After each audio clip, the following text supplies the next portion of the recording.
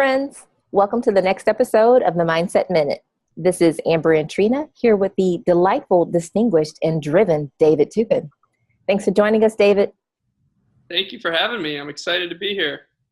So Trina is going to give us a bit about your background, and then we'll jump right into some fun questions for you about mindset. Over to you, Trina. Thanks, Amber. So David started his entrepreneurial journey with his landscaping business in high school and is now the owner at Obsidian Capital based out of Michigan. Their focus is on value-add commercial real estate, looking for improvements and long-term holds for cash flow appreciation. His portfolio is valued at $10 million and consists of multifamily, retail, office space, and various other commercial spaces. David is also the host of the podcast Heartbeat. So just to jump into things, as Amber stated, we're here to talk about mindset. So David, how important do you think mindset is in being successful? Thank you very much. I appreciate that. Thanks for having me on here, guys. I think mindset's everything. I think it's really cool that you guys are doing this because to highlight mindset is so important for anyone looking to get into any type of entrepreneurial venture or anyone looking to create any level of massive success. It's so important because it's very difficult.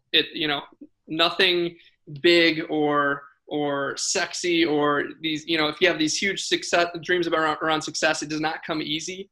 It never will. And you have to have the right mindset to be able to make it through the ups and downs. So I think it's so important to anyone's success, and to always be working on your mindset and improving it is really important as well.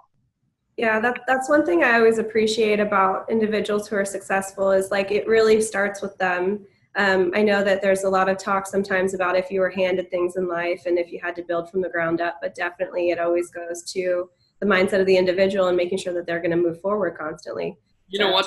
I think people that were handed a lot of things in life, and they could probably tell you this too, are at a disadvantage to people who've had to scrape by and hustle from the beginning, because, they don't have as much of that resilience.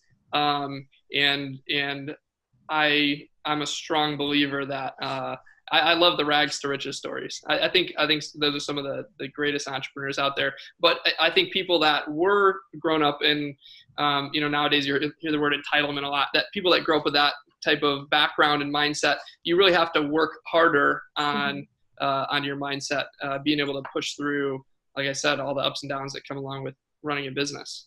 Absolutely. You're learning beyond nature, yeah. So awesome. So how has your mindset growth helped you in dealing with any setbacks that you've experienced? So I think one of the biggest things for me about my mindset personally, that has helped me is I move on really quick when it's the fan. Sorry, I don't know if I can swear on this or not. I'll keep it PG. Now. I don't take anything personal, and I just expect, hope for the best, but expect the worst, and always have plans A and B, because things go wrong all the time.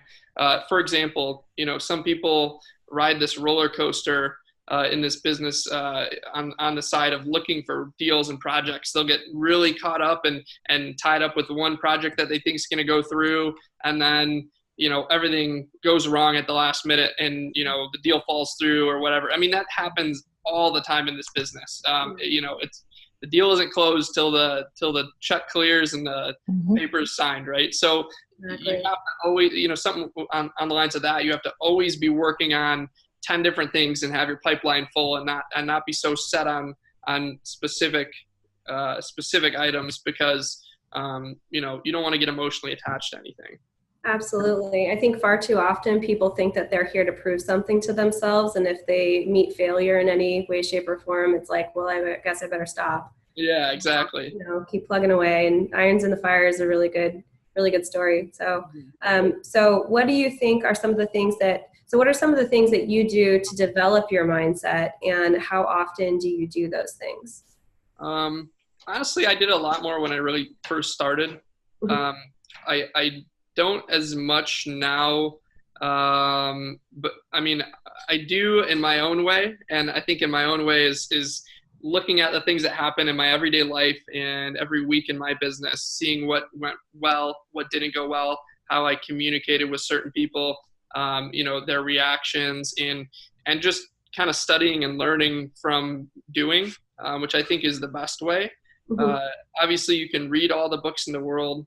You can watch every show on it or documentary, but at the end of the day, your mindset is like a muscle, and you have to actually work it out and exercise it for it to grow stronger. And if you're not actually doing every day, and you don't go through all the trials and hardships that come along with business, you're not building that resilience that you really need to have the mindset that's going to get you to where you want to go. So you have to actually learn and grow that and exercise that muscle by doing, in my opinion. Yeah, absolutely. I completely see that. That's one of the consistent things that we hear for so many people who, are needing to develop that. So awesome. Well, thank you again for coming on today, and I can't wait to see you again. Yeah, thanks guys. See you soon. Thanks.